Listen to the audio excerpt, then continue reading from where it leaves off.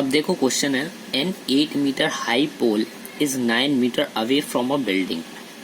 तो पहला कहा है एक 8 मीटर हाई खंबा, यानी एक 8 मीटर बड़ा खंबा है, ठीक है ना, 8 मीटर ये बड़ा खंबा है, ये 8, ठीक है ना, is 9 metre away from a building.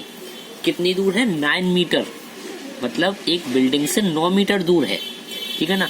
तो दूर यहाँ जैसे ये सड़क है, ठीक है ना, ये सड़क है, ये खंबा खड़ा है 8 मीटर का, और 9 मीटर दूर क्या है? बिल्डिंग। तो ये 9 मीटर मैं देखता हूँ, 9 मीटर ये रहा, 9 मीटर दूर क्या है? एक बिल्डिंग है, 9 मीटर दूर, ठीक है ना। ये मैं डायग्राम समझा रहा हूँ, क्वेश्चन तुम्हें खुद करना है ये वाला, ठीक है। 9 मीटर अवे क्या है? एक बिल्डिंग है। अब हमें बिल्डिंग की डिस्टेंस नहीं दी है। If the distance between the top of the pole and the top of a building is 15 metre. अब ये दे रखा है कि बिल्डिंग की और पोल, बिल्डिंग और खंबे की टॉप से, यानी छत से, खंबे की छत से और बिल्डिंग की छत से 15 मीटर की दूरी है। तो अब हमें क्या निकालना? हाइट निकालनी है बिल्डिंग की। तो मैंने ये समझा कि बिल्डिंग जो है खंबे से बड़ी है, ठीक है ना। तो मैंने ये मान ली, ठीक है ना, ये मान लिया कि 15 मीटर दूर है दोनों के टॉप, खंबे का टॉप, खंबे की छत और बिल्डिंग की छत की दूरी कितनी दे रखी है? 15 मीटर दे रखी है, ठीक है ना। मैं और बढ़ा लेता हूँ आगे, ठीक है ना। अब ये जो है इतनी जो है बिल्डिंग है, ये इतनी बिल्डिंग है, तो हमें बिल्डिंग की लेंथ निकालनी है, ठीक है ना। हमें उनकी छत की लेंथ दे रखी है, छत की लेंथ दे रखी है, हमें ये दे रखा है कितनी दूर है, हमें खंबे की लेंथ दे रखी है, लेकिन हमें बिल्डिंग की नहीं दे रखी, ठीक है ना। तो अब मैं इधर देखो, ये जो है मैं अगर इसको कंस्ट्रक्ट कर देता हूँ तो ये क्या बन गया? एक रेक्टेंगुलर बन गया, रेक्टेंगल बन गया। तो मैं इसको नेम देता हूँ ABCDE, ठीक है ना। ये जो है एक रेक्टेंगल बन गया, ABCD एक रेक्टेंगल बन गया।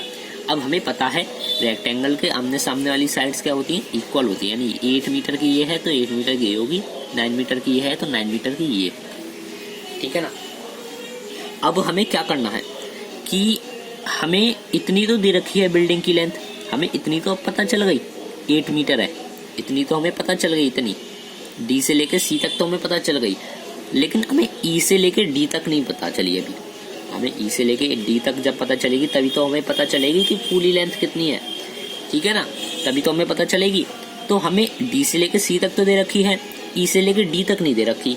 तो ये क्या है? ढंग से देखो इसको, ADE, ये एक ट्रायंगल ADE है, ADE, ठीक है ना। इसका हाइपोटेनस हमें दे रखा है 15 मीटर, हमें इसका बेस दे रखा है कितना? 9 मीटर। हमें क्या निकालना है? परपेंडिकुलर निकालना है, परपेंडिकुलर ED, ठीक है ना, परपेंडिकुलर हमें निकालना है। तो फॉर्मूले से हम इस वाले फॉर्मूले से निकाल लेंगे,